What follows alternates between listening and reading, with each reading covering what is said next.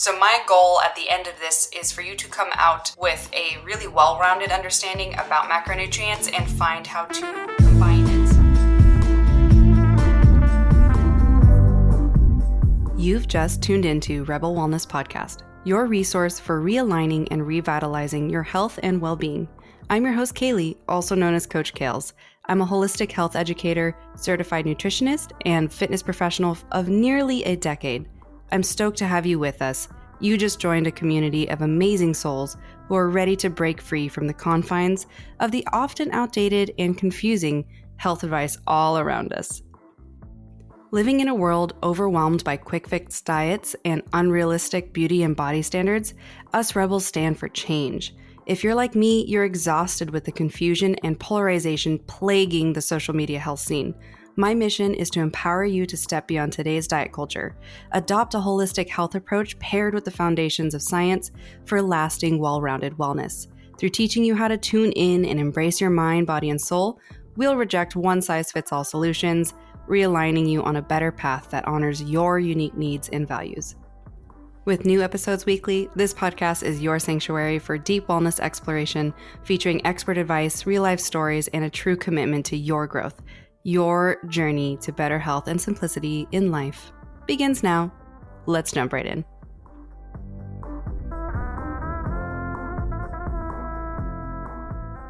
Welcome back to the show, Rebels. We have completed our Hot Take Summer series. I hope you enjoyed it. There was just so many other things that I would love to continue talking about, but maybe I will save them for next Hot Take Summer next year. And, odds are very strong. I might just sprinkle those in to the rest of the year and see if any of those topics resonate because, there was so much great feedback from this Hot Take Summer again that we received, and I am just glad that you guys are resonating with the way we approach and try to talk through different topics in kind of a way that doesn't have like a whole ton of like ego behind it or like my opinion versus their opinion, because I'm just like I've talked to you guys about a couple times. I'm so tired of the just aggressive polarization that is just like the hot thing on social media right now, at least in the wellness space for sure. And so I don't know, do you feel the same way? Like I would love if you DM'd me some of your thoughts or frustrations with the health industry on social media, because I'd love to have more discussions about this kind of stuff, because I think it's really important that, those of us who are more critical thinkers and who kind of want to learn from various minds, but also like develop their own opinions, I think that we are kind of losing a lot of that with the way that social media just is kind of a constant flow of information. And I mean, it really is overconsumption. We have seen the psychological effects that it has for our brains, younger kids' brains, and more. And I've even been seeing it too, like with my parents' generation. It's actually wild, like just how much they'll also see something on like Facebook or TikTok or Instagram, whatever, and, follow that advice. And I'm like, do you even know who that person is? I've had so many people that'll like send me a thing and they'll be like, should I buy this person's program for hormones? And I like look on their page and I'm like, they have like 0 accreditations for understanding hormones. Like, why would you think that that's a good bet? It's because they are good salesmen, like marketing on social media is so easy because you feel directly spoken to. And I was listening to this podcast recently and I heard that I think something like 87% of adults between the ages of 20 and 40 actually trust social media and voices on social media more than the news. Like the news has had like record low viewing ratings, even like within the last month or so, because people are starting to lose their trust in any of the big major news sources because we've known and we can see how easy it is for them to be bought out, highly biased, whatever it is. It's just unfortunate. And it is kind of cool in a way, though. I feel like it's a good way that we naturally check the news before it just continues to just completely go awry. It honestly, in some ways it kind of has, but more in the way where I just want to make sure that you guys are knowing that this kind of platform, podcast platforms, while they are just amazing to have a lot more professional voices out there and accessible anywhere. We have like listeners around the world. It's pretty amazing. I love seeing the little chart with the geotags of where people are listening to us. We have a ton in Europe, which is kind of random. But at the same time, it is also a place where you definitely have to kind of fact check who you're following. You know, like I still on my website have a huge chunk of all my accreditations because I find that to really matter. You need to kind of have something that backs up your knowledge and like your professional experience. We have so many people that have these massive followings, so much money from their massive followings that they can pay for really good web teams and marketing teams and all that stuff. And then you go on their website and you're like, yo, where is like your background in education? Like, how do you back up all this stuff you sell? You know, and it's scary and it's dangerous. So my point being of this whole conversation is that it's definitely important for you to really pick and choose who you trust when it comes to health. And if you are here because I am one of those voices you trust, thank you for being here. Love to have you here. It means so much to us for your support. And as you guys continue to listen to this podcast, I would love to have any feedback you have, any topic requests. You know, we love to hear your guys' thoughts and appreciation for the show. It helps us, you know, stay passionate about what we're doing here. And I have some really exciting interviews coming up that are going to be launching the rest of this year and into next year. So stay tuned for all of those. I am trying to hand pick some really fantastic guests that are actually very interesting. You know, I get a lot of people reaching out to me, like pitching themselves to the show. And I'm like, I don't know you. So I probably won't have you on the show, at least right now, you know, and not to be like too picky, but like I like to operate in integrity when it comes to anything I produce. And it's one of those things where I'm like, I really just want to have people that I actually think are awesome, badass humans that have some great things to say, have some great minds or perspectives to share, even if they don't perfectly align with my perspective. You know, I don't like to make things so like cherry picked, like I only have I'm cherry picking, yes, but not cherry picking in a way where I want to be like, I only have you on here because you think exactly like me. Because I've already had some guests on the show where there are things that I don't entirely agree with that they say, but that's okay. Like, I think that it's still great that they have a place to share their professional experience, you know? So I hope that you guys like that. And I hope that you appreciate the way I approach those things. But so anyways, let's jump into today's replay.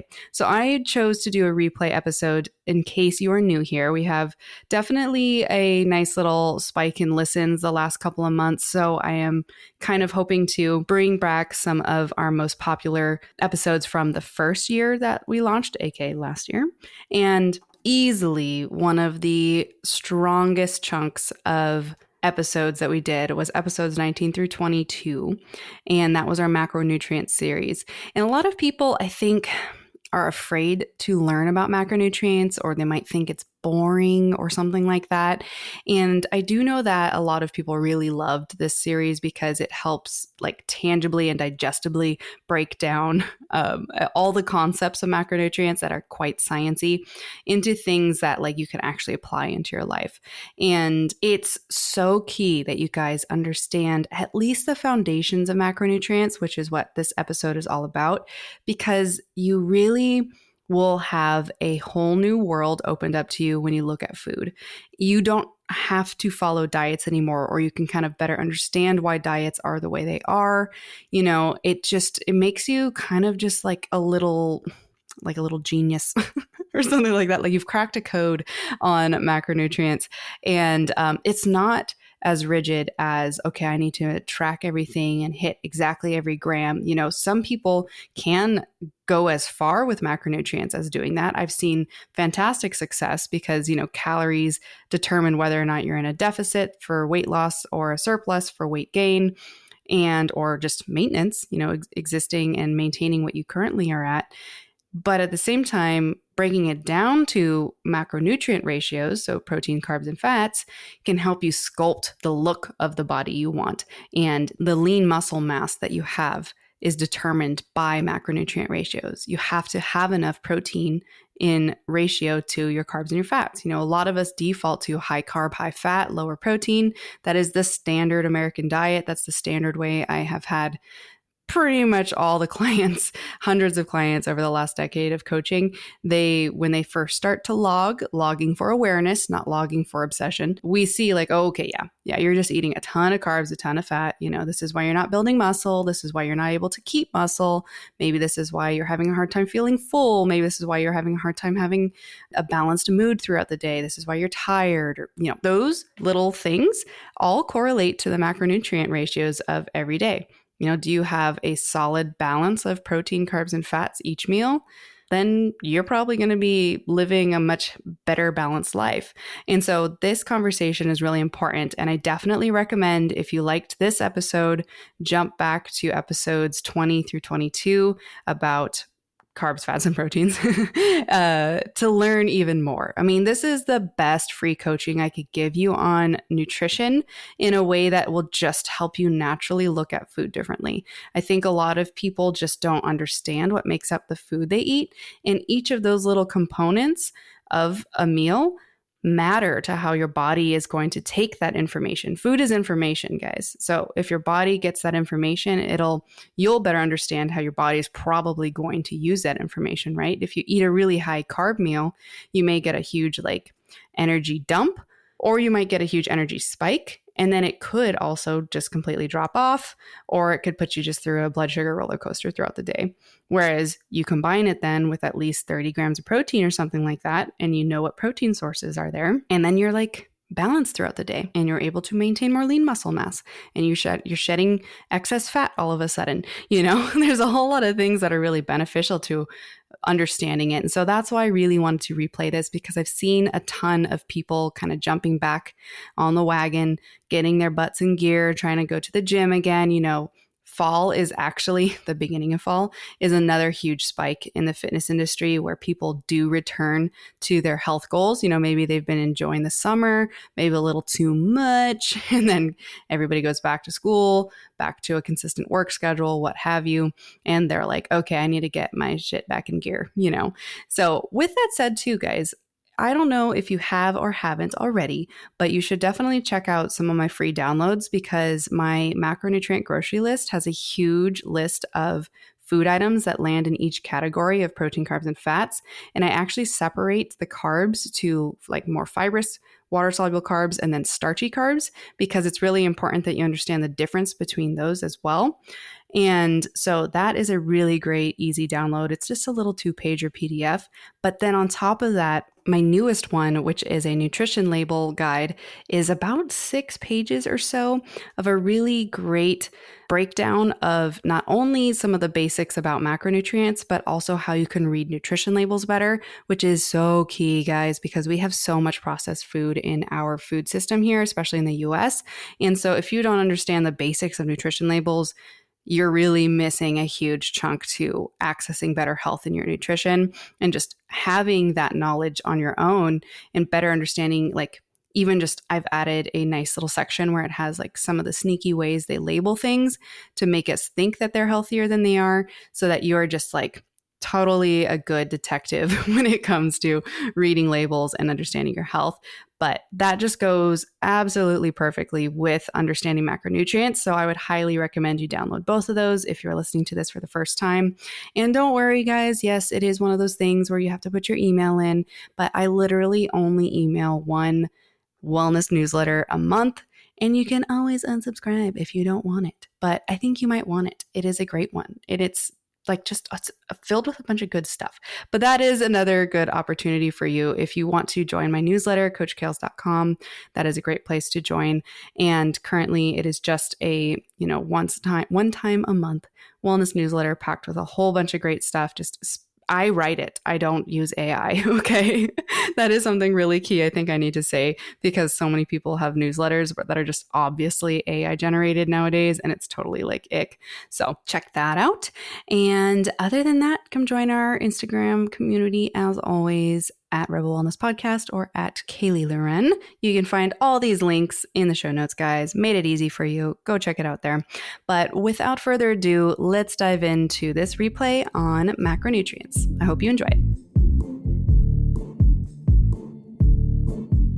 So maybe you've heard of, if it fits your macros, maybe you've seen the hashtag IIFYM. That's what that stands for, flexible dieting or counting macros in general.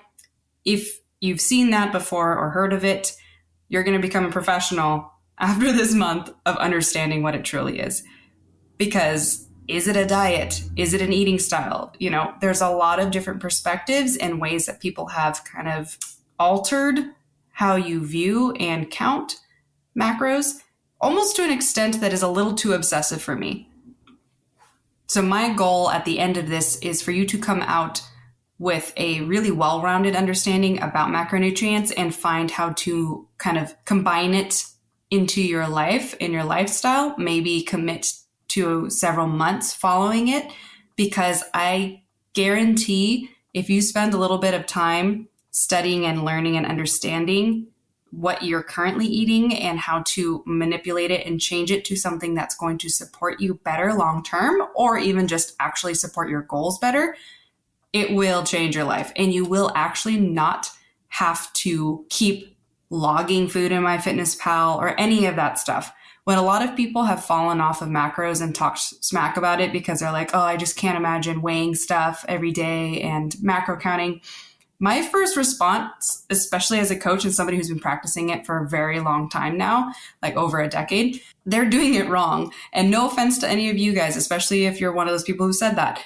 It's actually just the fact that somebody didn't actually teach you the why behind what you're logging, because you actually, it's like riding a bicycle. You don't have to go through that uncomfortable learning phase again, getting familiar with the bike, getting familiar with how gravity works, and motion, etc.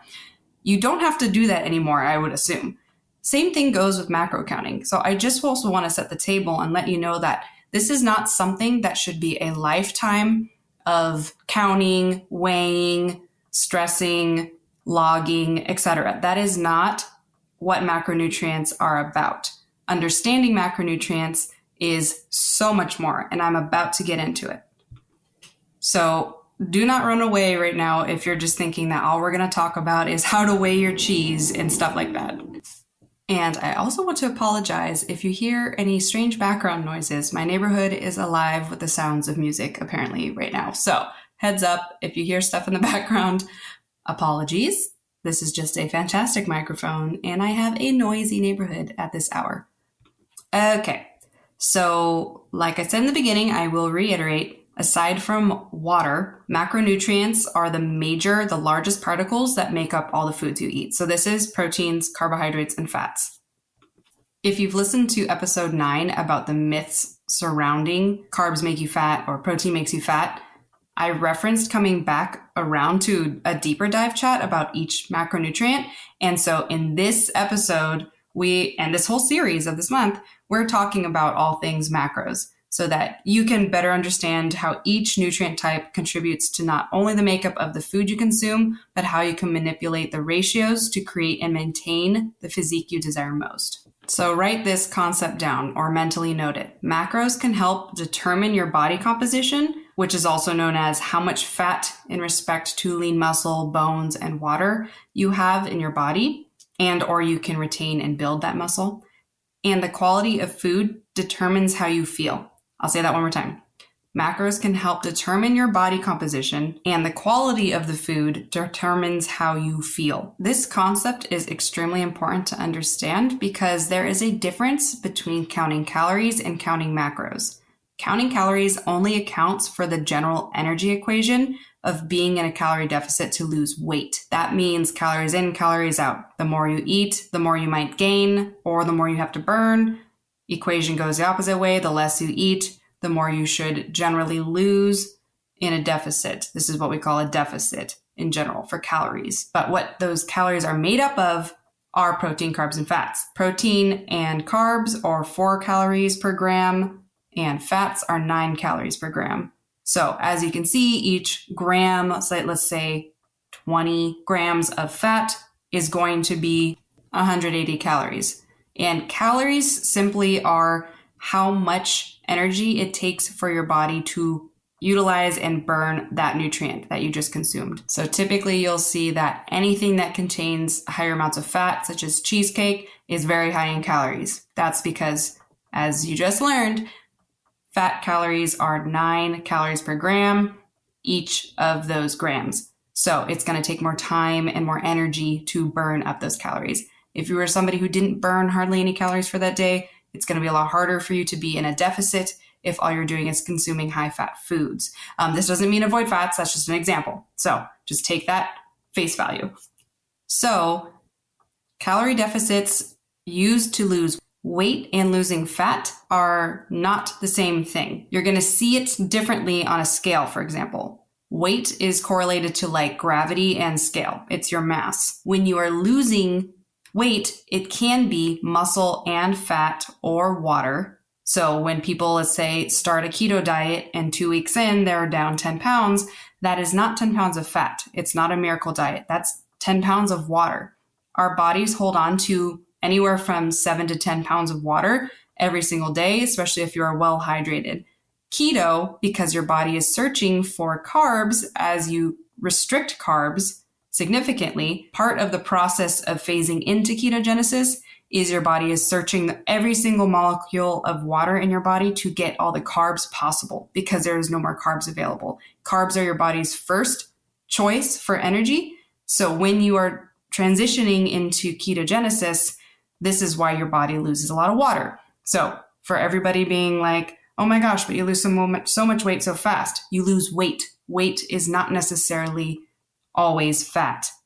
And when you have a goal to lose fat specifically, we call that recompositioning or recomp. This is the goal that I usually adjust or we already naturally set for a majority of my clients because this is the main physique that most people want. They want to have more lean muscle, less excess body fat, not necessarily all body fat, because like my previous episodes of last month's series, body fat is necessary, especially for females, and a healthy amount of it is necessary for happy hormones, happy mental health, etc. But the downside to simply losing weight is that that tends to include muscle loss, almost always. Even when my clients are counting macros and focusing on recompositioning, oftentimes they still lose some muscle because it's really hard to not lose some muscle when you are in a deficit, especially depending on how long or how aggressive you choose to diet. And for those people who have been chronically dieting, like always trying to kind of be in a deficit most days of the week and then having a bingey kind of weekend where you overdo it because you went out or you had an event, when you're yo-yoing back and forth through that, that might even be worse for your body than just setting a specific amount of time. Like I would say 8 to 15 weeks max of a specific deficit. And then you need to give your body a diet break, quote unquote. Oftentimes when people are dieting and they are not really tracking anything or having any intentions or whatnot, you're probably not actually dieting, and it probably makes sense why you're struggling back and forth with your body composition or your physique, etc. So I'd highly recommend you to continue to listen through this whole series because it's going to be a game changer for how you view food in general. And when you are losing muscle, that's the tone, quote unquote, or the shape that majority of us want to maintain on our body. So this is like nice perky shoulders, a nice perky butt, quad muscle, leanness, etc. That all comes from muscle being revealed as you lose body fat. So if your goal is to lose weight, you are also probably going to lose that muscle if all you're doing is counting calories. And not only does it suck when you lose it for aesthetic reasons, it also sucks because you're losing muscle that is very metabolically expensive, which means that it's going to be burning more calories at rest for you naturally than any of those people who fit in that skinny fat category where they look skinny, but they have like zero muscle. And they tend to struggle a lot more with flexibility with their food and having a string of days where they're on vacation and eating whatever they want. They usually are always on kind of this strict mentality because they don't have enough muscle. So muscle is king, in my opinion, because those who have more muscle long term are less at risk for nearly all diseases, bone density issues, and tend to age more gracefully, quote unquote, even though I don't necessarily love that term. The concept is true because when you have more muscle, it stimulates more bone production, healthier joints, so you don't get at risk of arthritis and things like that more for longer, as well as it stimulates more collagen production, so your skin is tighter and more youthful looking longer. So again, I cannot emphasize enough how important it is to have more muscle. Therefore, just counting calories without focusing on what macronutrients make up those calories, we either lose mass in total, which shows up as a lower number on the scale, but is not the ideal physique we would want, or we can manipulate how our body recompositions and support our lean tissue and encourage fat loss more specifically by following macro counting. So this is why this is such an important topic, because it will change how your body looks simply by focusing on different macronutrient categories of the foods you eat and understanding how it supports your long-term goals or even short-term goals. So rewind this if you need to hear all that again, but essentially it's extremely important to understand that counting calories is not the same, nor will it give you the same results as honing in and counting macronutrients. All right, so macronutrients, as you now know, are protein, carbohydrates, and fats. They are essential components for our diet that provide us with energy and support for our overall health. Each macronutrient plays a different role in our body, and it's important to understand their functions and how to incorporate them into a healthy diet for your goal. So each subsequent episode, like I said before, I'm going to dig deeper into each macronutrient so you can kind of step out of the series, no longer a newbie to macros, and manage your health goals even better.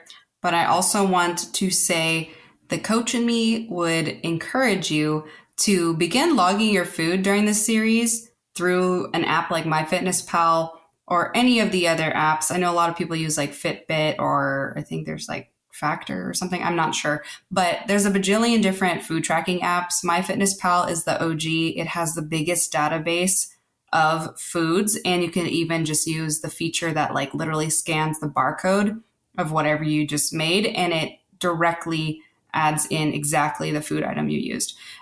There's so many different amazing things you can do with MyFitnessPal, but 10 out of 10 for newbies recommend MyFitnessPal over all other food logging trackers. And I would also give you a little pro tip. Go in and zero out all of the macro goals. I know when you sign up, it's going to like ask you some questions about your height, weight, goals, etc. And then it's going to give you some arbitrary calories and macros to follow. It almost always defaults everyone to 50% carbs. And that is, in my opinion, far too high for majority of people's goals, which is to have more lean muscle and lose excess body fat. For most people who aren't athletes, 50% carbs is a little too high. And I would change all of the goals to just zero for now so that you can just log your food during most of this series and just kind of be observational about what you put in there. This is really key to starting to build awareness to how many calories and what macros are you falling short on in your day-to-day life. And that's going to give you a little snapshot of where your metabolism is at right now. So highly recommend right now, download the app, begin logging whatever food you remember you ate so far today or whatever you plan to eat, and track it throughout the week and just observe what you are doing. Nearly all of my nutrition-specific clients observe in the beginning when we start logging that they're consuming dominantly carbs and fats and hardly any protein. This is pretty common, especially for females, and especially in a day and age where there's quite a bit of food propaganda saying we don't need that much protein, which is true for those people that just sit at a desk and have zero fitness goals or muscle goals. But if you are somebody who wants to have lean muscle, wants to have balanced hormones, wants to manage their blood sugar better, you need muscle. Therefore, you need protein because protein is the building blocks of muscle. So this is a situation that we usually refer to in the health and fitness industry as the SAD diet, standard American diet. And that's where we're seeing a lot of disease being proliferative across the nation, especially because I think it's 1 out of 3 people in the US now have diabetes or undiagnosed diabetes. insulin resistance, etc. So that's insane. And it is definitely because we are eating too many processed carbs, too many fake fats or processed fats, and not enough protein to balance it all out. We're going to get into that soon. I call that like a rounded meal when you start to look at each meal having enough of each of those categories. But it is good to know that it's okay if you are one of those people in this first week or 2 weeks when you start logging your own food and you realize, oh my gosh, I am overeating in carbs and fats. It's exactly what Kale said. Like, that's normal. It's totally okay. That's oftentimes where when I get off track, I actually do use tracking as a tool to get myself back on track with understanding what I'm overeating and what I'm undereating, or just to refocus myself in general. So again, macro counting is a great tool because it can kind of come in and out of your life whenever you need it. But that knowledge is always going to be there. So it'll be like riding a bike. You won't even think about it. You'll just reach more for the high protein food item on the menu, like a steak with asparagus and stuff, much more than you're just going to go for like chicken fingers and fries and things like that. But also it's kind of freeing because maybe you've been eating so well the last month that you do just go for the chicken fingers and fries. And because your body is balanced, you don't have to worry about that becoming an issue for you. You know, that's the beauty of macro counting. And since many of us have been like raised in a fast food and processed food environment where we don't individually farm or communally raise and grow our food anymore, aka industrialization and such, our body's metabolisms are becoming altered to the overconsumption of these engineered fats, carbs, and highly processed proteins. And I will also note that the bad rap that like red meat and stuff has gotten is only because of nitrate enhanced processed meats. There are no studies on natural red meats straight from a sustainably farmed cow that will cause cancer or other diseases. The only red meats that have been studied and got the bad rap for all red meats somehow is processed red meats such as like sausages, bacons, etc. that have been mixed with artificial nitrates, not the natural kind. And so I hear this all the time when I'm like, what proteins do you eat? They're like, I eat fish and turkey bacon and this or that. I don't eat any red meats. It's almost like a badge of honor. And I don't blame people. I hear it all the time from like the World Health Organization or the Mayo Clinic, etc., which are all these big companies owned by big food corporations. But I digress on that.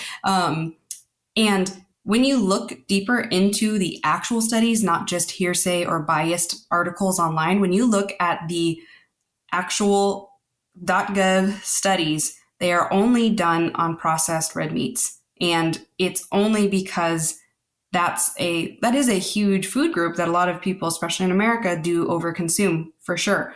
But you should not be cutting out, especially as a female, all red meats because we bleed every month.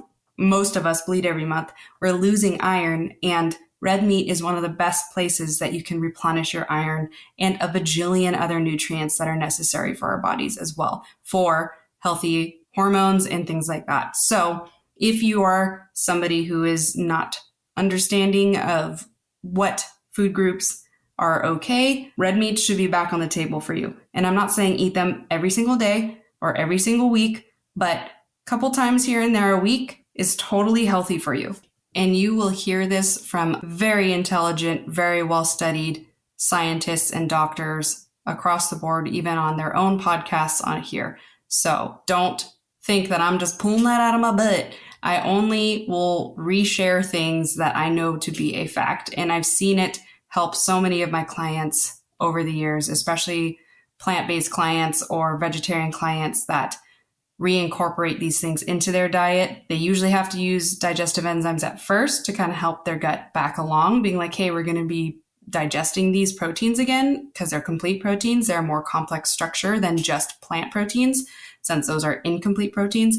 But do know that that isn't bad for you. And again, this is my podcast, so we can talk about things from my own experience and what I've seen in field research. And it's sometimes literally saving clients that have been fed bad propaganda, so to speak, who were literally falling apart, and just reincorporating good quality, sustainable animal proteins changed their life. So whether or not you want to do that, I highly encourage it, but I'm not going to push it on you. I just want to explain the real science because this is something we know and we've seen working with real humans, not just kind of one person's anecdotal experience and not following their blood work the rest of their life. And that's an important topic that I want to bring up because especially as we talk about macronutrients and we do get into the protein episode, it's really important to understand that there's a multitude of opinions and experiences that people have. And I'm not necessarily going to say that mine is the right and only one, but I am going to share with you my experience with over 1,000 women I've worked with over the last decade and observing and learning from other professionals in this industry that have helped women become fertile again, fix their problems with their health and get their hair back, get their gut right, lose excess fat that suddenly was just rapidly accumulating due to too much soy consumption, all these different things. And so it's really important that you understand that I'm not trying to be dogmatic about it. I'm just going to be diplomatic about how we bring up what has been true for my practice and various others that I trust and know do their due diligence and don't have anybody giving them money in the background for their opinions and what they share. I'm going to give you an example. So there's a time and place for different diet styles. All of these different diet styles that they do tend to use for nutritional interventions are inadvertently manipulating macronutrients. So things like keto for people with epilepsy or diabetes, etc. When we are shifting somebody to dominantly good quality fats, protein, and very low to no carb, that's because their body, especially if they're insulin resistant, we'll go with the diabetes person, can no longer manage carbs very well. So this is a great strategy to managing those sugars as well as helping their health and their body recomposition to something that is healthier also. So I have a client currently who actually we put her on an interventional keto diet and she's off metformin by approval of her doctor because she was watching her blood work over the several months that we started her on it. And now she's completely managing her diabetes through her diet.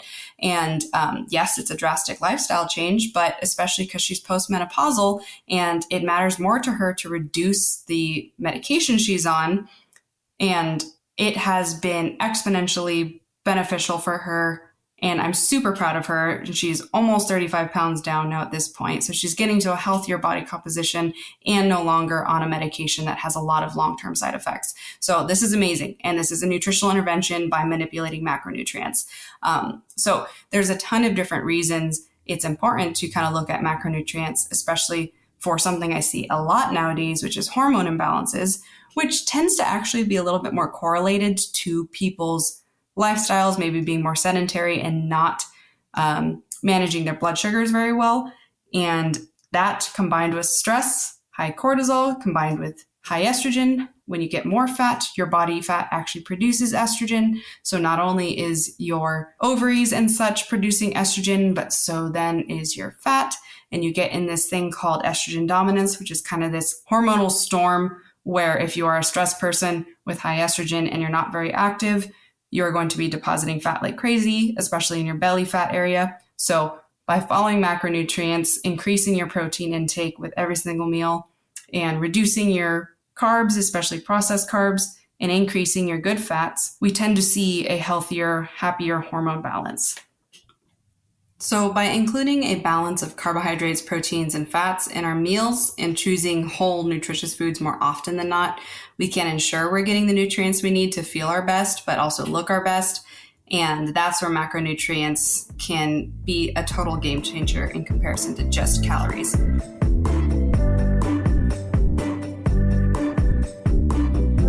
Okay, so next I'm going to kind of share a little bit of a brief introduction to each macronutrient so you can kind of begin learning for yourself, especially if you are somebody who is going to start logging their food this week and subsequent weeks. I would challenge you, do the entire month of May. It'll be really eye-opening for you. But let's start with carbohydrates. So carbohydrates are your body's primary source of energy. They are found in foods like bread, pasta, fruits, vegetables, etc. But not all carbohydrates are created equal. Simple carbohydrates like candy, soda, white bread, etc., ice cream, etc., can cause spikes and crashes in your blood sugar levels because they are simple. So simple just means the structure of the carbohydrate is really fast at getting in your bloodstream. So carbohydrates they become glucose in the body, so that's a type of sugar, and your glucose or glycogen is then utilized for energy to create like ATP for movement, etc. And so simple carbohydrates are going to be the ones that are fastest to get into your body. So this is where you get kind of that reward system, unfortunately, when you consume something like candy or bread, because it immediately gets into your bloodstream and makes your brain happy because your body just craves carbs. So that is the downside to simple carbohydrates, but there are also complex carbohydrates. So those are like whole grains, vegetables, and other more fibrous components that come with carbohydrates. So sometimes we call it water-soluble fiber and insoluble fiber. Insoluble fiber is what we also call prebiotics. It's what feeds your gut and helps you poop regularly, which is a very good thing. And those are usually found in complex carbohydrates. They're more nutritious. They provide sustained energy versus quick energy. So both types of carbohydrates, simple and complex, have a place in your diet. Like, for example, for those clients that are trying to gain muscle, I do recommend they eat a good protein and a simple carbohydrate post-workout because it's going to help refuel and replenish the glycogen that'll help your body access energy again, recover better, and build more muscle. Complex carbohydrates are great for long-term sustained energy throughout your day. So like oatmeal in the morning for a long day of feeling kind of sustained until you get hungry towards lunch. That's the difference. Like if you have a simple carb for breakfast, like a bagel, odds are you're going to get really hungry again by like 10 or 11 a.m. if you ate that bagel around like 7 or 8 a.m. A big bowl of oatmeal, especially with combined with protein and stuff, because there's fiber involved and it digests a lot slower, you're probably going to feel more sustained with your energy up until like noon to 2 p.m.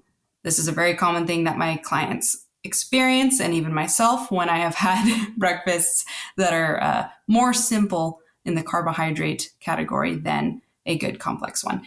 Things like chopped up yams in a hash, that's a great another version of a complex carb involved in a breakfast versus simple carbs like toast and things like that. Toast is really not going to give you any specific energy. It's going to give you short-term energy, but then you're going to be on that blood sugar spike and drop kind of roller coaster, and you're just going to be feeling hunger in and out throughout the day. And that's why you might feel cranky, hangry, or just plain old snacky all the time. If you're a snacky person, odds are your meals aren't sustainable enough. They're not complex enough to keep your blood sugar balanced.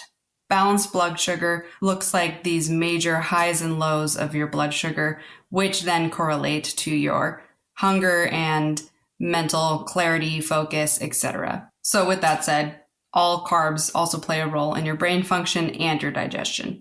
Okay, proteins are the next macronutrient I'll introduce. Like I've already kind of talked about it a little bit, but proteins are important for building and repairing tissues in our body, all tissues, not just muscle. And they also produce enzymes, hormones, and other molecules that support our bodily functions. So all the functions that our body is doing that we kind of almost take for granted, those are supported by protein, and protein majority only, honestly, because proteins are composed of amino acids, which are unique in their structure in a way that they don't easily become fat. So this is where you tend to see a lot of people who consume in their macronutrient ratios for their daily calories higher percentage of protein as the total of their daily calories. They tend to have a leaner physique and are fuller longer and have better blood sugar because the amino acids don't affect the blood the same way that like carbohydrates do. So some common sources of protein include different animal meats, fish, eggs, beans, and tofu. I always say organic tofu, certified organic. And the amount of protein that we need in our diet kind of varies depending on our age, sex, activity level. But it is very important, and I would recommend for anybody, especially because they just did come out with several studies for people who over the age of 50 should be consuming, I think, roughly 30% of their daily diet in protein. So that means anywhere from 20 to 30 grams of protein per meal. Anything less than that has negative effects on their bone density and muscle retention.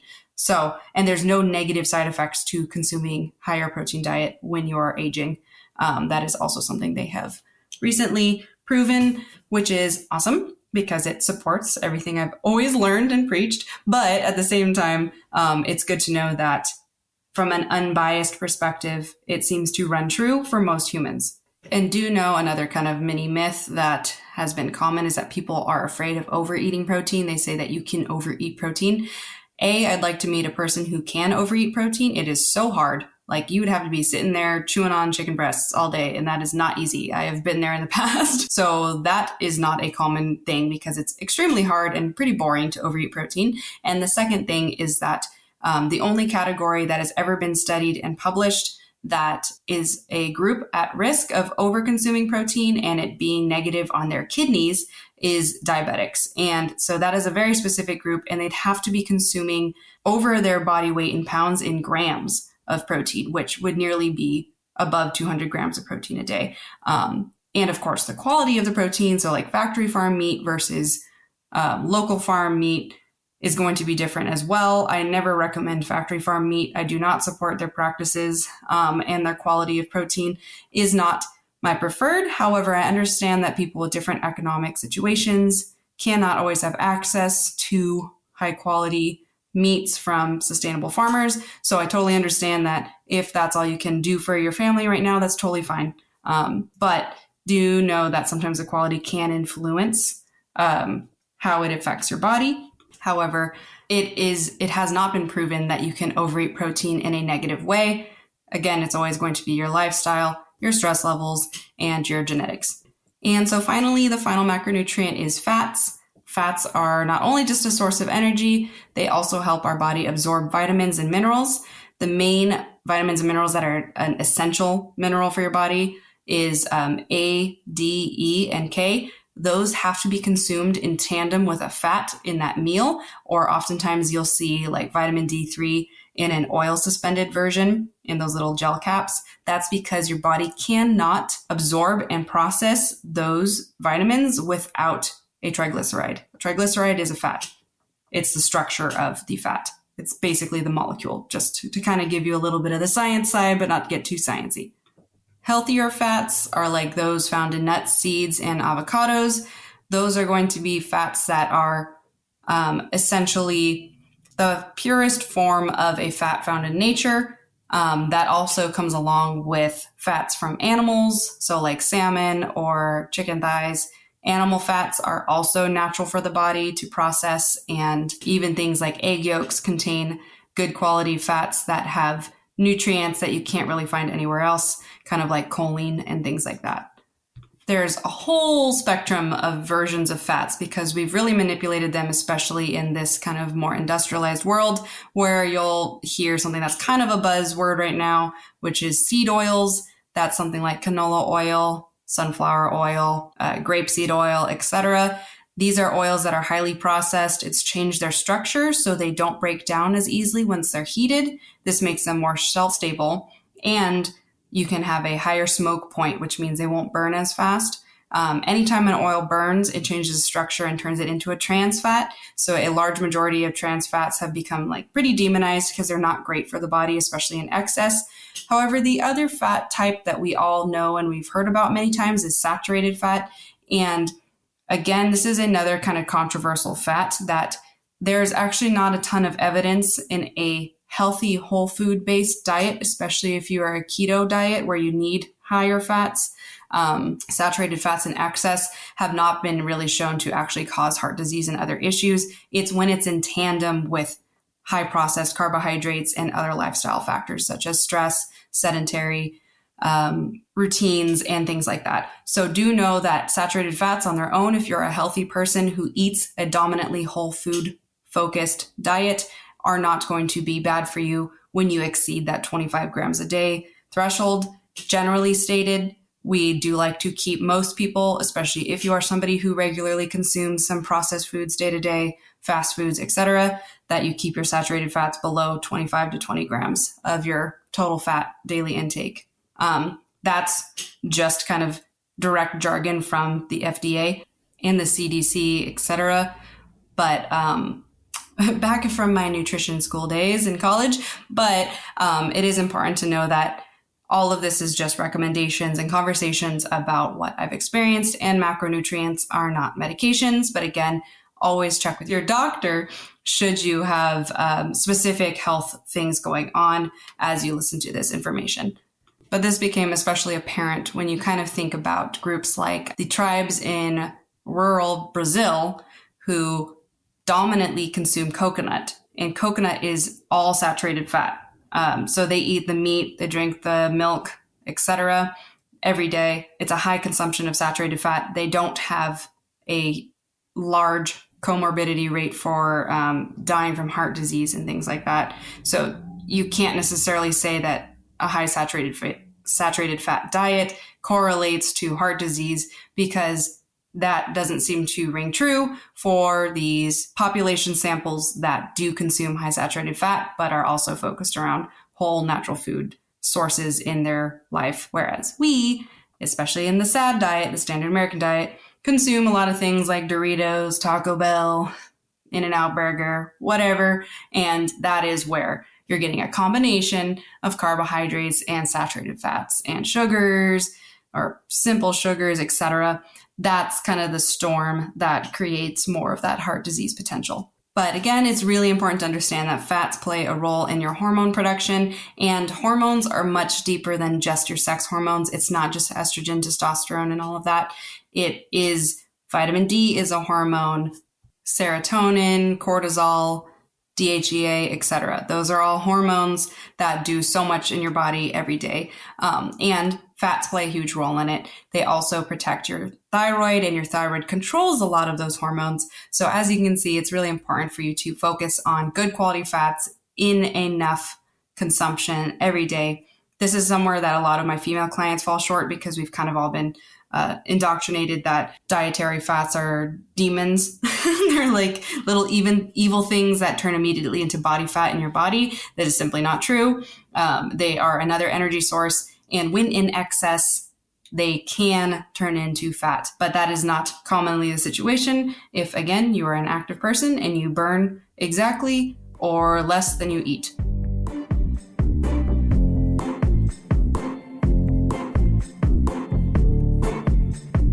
So kind of rounding out the concepts of how it's amazing how we can manipulate macronutrients in our diet to support our physique and health goals. There are several ways, especially depending on your goal, that it can be achieved. So let's start with weight loss. If your goal is to lose weight, you'll want to focus on reducing your overall calorie intake, which is ensuring you're getting enough nutrients. So I do not ever want to see people, especially grown females, adult females should never be eating under 1,400 calories a day. Arguably, I don't like seeing any of my clients go below 1,600 calories a day. That is far too low, especially since most people's BMR, if you're a female adult, is anywhere from 1,250 to 1,500. So as you can see, if you're just existing, your BMR is your basal metabolic rate. That's how much your body burns by just existing. If you are burning nearly what you are consuming, just like the existing number, not your total daily energy expenditure, which includes your non-exercise activity thermogenesis, which is like walking up and down the stairs or walking around the grocery store, and your exercise activity thermogenesis, if you went on a jog or you weightlifted or whatever, you're going to be in a massive calorie deficit. And that's typically where you see people plateau and or start to lose significant amounts of muscle, because you cannot simply consume enough. Even if all those calories were protein, you probably are not going to maintain the muscle because you're just under eating. So it is important when you have a weight loss goal to not under eat your calories too significantly, even if you are managing the macronutrient ratios. But with that said, one of the strategies, if your goal is to lose weight, is to increase your protein percentage of your daily calories and reduce your carbohydrate percentage. If you are somebody who is very active and needs more energy every day, like you have a sport or you plan to weight lift daily, etc., I actually would encourage an alternate: reduce some of your fats and keep your carbs where they're at, or only reduce them a little bit. But you can inverse your carbs and fats, as those are the main energy nutrients, and protein is a little bit different in the sense that it is more amino acid based, not glucose based, and it will support other systems in your body more than the other two nutrients will. And a lot of studies have shown that a higher protein diet helps with weight loss naturally by just reducing your hunger and increasing those feelings of fullness, which is why I said I've never seen somebody overeat protein intentionally or even unintentionally. It is so hard to overeat protein. Like, I call liar on whoever says that that's a thing. But additionally, reducing your carbohydrate intake can help with fat loss by decreasing your insulin levels, which tends to promote fat burning more often than not. So with a fat loss or weight loss goal aside, on the other hand, if your goal is to build muscle, you can manipulate your macronutrients in a way to support more muscle growth by, again, increasing your protein content of every single meal, because having excess protein in your body helps you not only build and repair your muscle, but have some more in excess should your body need some more for a different system that it's also utilizing that protein, or amino acids rather, for. But additionally, having higher carbohydrate in your diet, carbohydrate percentage, is beneficial for muscle growth because it provides more energy for your workouts, and it helps with recovery because, again, your muscles need glycogen and it depletes glycogen whenever you work out. So you need to replenish that. If you are not consuming enough protein and carbs every day, you are not going to be able to build muscle because you can't build something out of nothing. Fats are important for your overall health. So when you are building muscle, you do want to continue to choose healthy fats in the amount that you need. So for example, if you have 100% of your calories, 30 or 35% towards your protein, and your muscle building goal has you at 40% carbs to maintain that energy and replenish the glycogen for your muscles, then 25% of the remaining calories should be spread out in grams of fat intake. That's just a basic way to look at it, and a general recommendation for people who are trying to build muscle from what I've seen across the board with my female and male clients have success adding muscle. And to kind of finish out the final kind of category, if you're looking for maintenance, this is it's a great way to look at, there's a deficit, which is the weight loss that we first talked about, a surplus, which is referring to a surplus of calories or macronutrients to build muscle, and maintenance. Maintenance phase is a really powerful and important phase that we often overlook. And this is because a lot of the times we are constantly trained to believe we need to be dieting in a deficit or passively gaining in a surplus, whether or not we are trying to put on muscle or if we're just kind of hibernating throughout the winter. Majority of our time is actually spent in maintenance, especially for those people who are like undeterminate dieters. So the ones that just diet constantly and are always trying to watch their weight or watch their calories or whatever.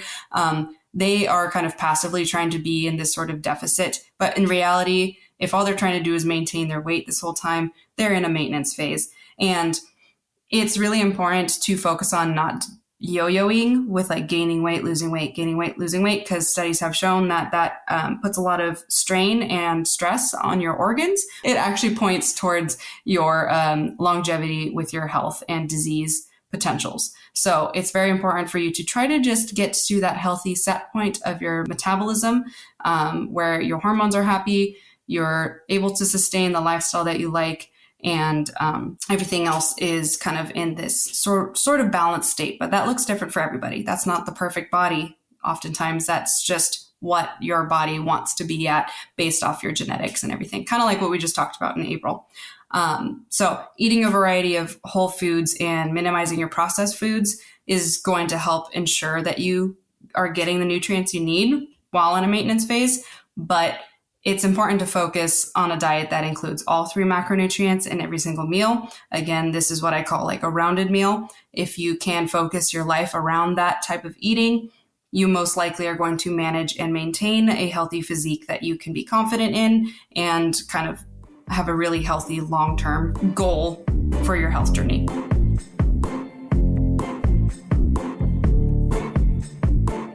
All right, lovely. So as we wrap up this final chunk of episode 1 of the Macros in May series, I hope you are feeling inspired to take control of your health and well-being by understanding the makeup of the food you consume, more so than just the calories.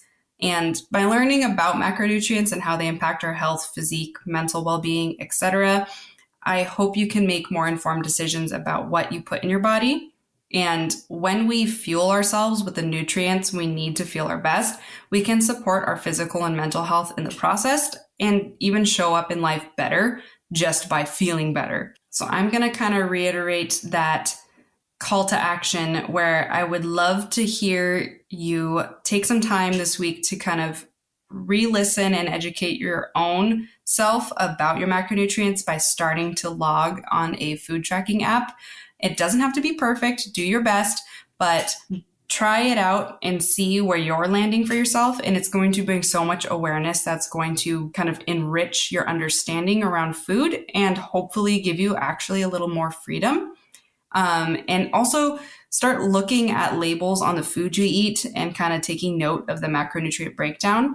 So see if most of what you're eating actually isn't that high in protein. If something says high protein and it's under 10 grams of protein, arguably, if it's under 15 grams of protein per serving, that is not high in protein. Like I said before, I highly recommend most adult females consume minimum 15 grams of protein per meal all the way up to 40. They have found that your body can't break down and utilize all the grams of protein when you supersede 45 grams of protein. So staying below that is best. But honestly, 40 grams and up in protein is really hard to consume unless you're a steak person, because steak has, I think, like a 6 ounce or a 5 ounce filet has 35 grams of protein already. So if you have a bigger piece of steak, you probably are consuming more than 40 or 45 or 50 grams of protein. But I digress on that. Start learning where your foods are kind of lying on the label. Also, check in on where your diet impacts your energy levels and your mood and just your overall well-being. Do you find yourself consuming a meal in the morning and feeling like really hangry only an hour later, or really lethargic, like you want to take a nap? Because that is a sign that you maybe overconsumed carbohydrates and your body had a blood sugar spike, and you might also have an intolerance to wherever that source of carbohydrates is. So I highly encourage you to kind of make some notes, make a little food journal, whatever it is, start observing the food you eat and see how it is benefiting you or negatively impacting you. But overall, remember, you are the rebel of your own wellness journey, and understanding the makeup of the food you consume is a powerful tool in achieving your health and fitness goals. So go out there and rebel against the norm, take change of your health and wellness, and we'll see you next time on another episode of Rebel Wellness.